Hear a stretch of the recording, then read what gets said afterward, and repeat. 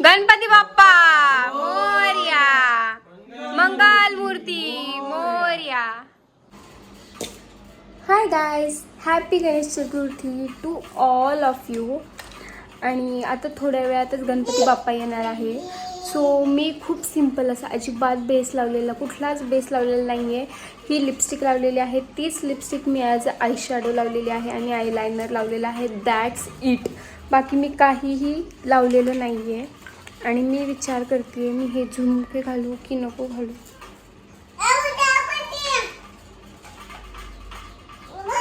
What you guys think की हे सिम्पलवाले म्हणजे जे डेलीचे आहेत तेच ठेवू की हे झुमके घालू. आय थिंक हे असंच राहू द्यावं. इथे गणपती बाप्पाच्या आगमनाची सर्व तयारी झाली होती. इथे सर्व पूजेचं लागणारं साहित्यसुद्धा काढून ठेवलं होतं आणि तेवढ्यात गणपती बाप्पांचं आगमन झालं.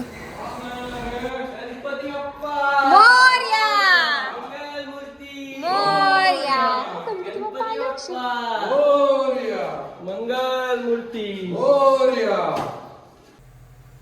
गणपती बाप्पा मोरया असं म्हणत गणपती बाप्पाचं स्वागत झालं. इथे गणपती बाप्पाला ओवाळलं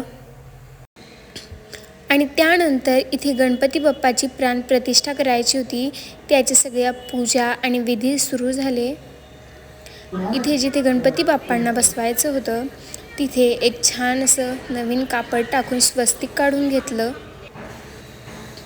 आणि इथे माझा भाऊ गणपती बाप्पाच्या मूर्तीसमोर इथे पूजेची विधी करत होता. जी आपल्या देवघरात जी छोटीशी गणपती बाप्पाची मूर्ती असते तिला अंघोळ घालून घ्यावी लागते पंचामृताने. आणि त्यानंतर आपल्याला जी आपण मूर्ती आणलेली आहे ती स्थापन करायची असते.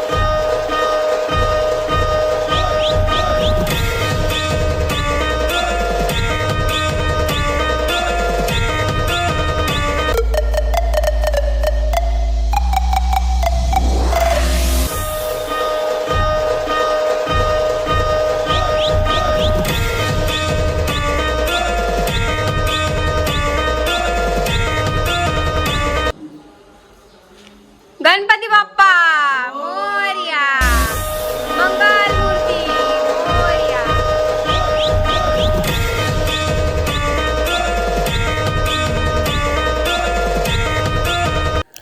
गणपती बाप्पाची पूजा झाली, प्राणप्रतिष्ठा झाली आणि हे गणपती बाप्पाला जानवं घातली. असं म्हणतात की जानवं जोपर्यंत घालत नाही तोपर्यंत प्राणप्रतिष्ठा पूर्ण होत नाही. जानवं घातल्याने गणपती बाप्पाच्या मूर्तीमध्ये प्राण येतात. यानंतर गणपती बाप्पाला त्यांच्या आवडीच्या मोदकाचा नैवेद्य दाखवला. आणि हा व्लॉग जर आवडला असेल तर नक्की माझ्या चॅनलला सबस्क्राईब करा आणि व्हिडिओला लाईक करायला अजिबात विसरू नका.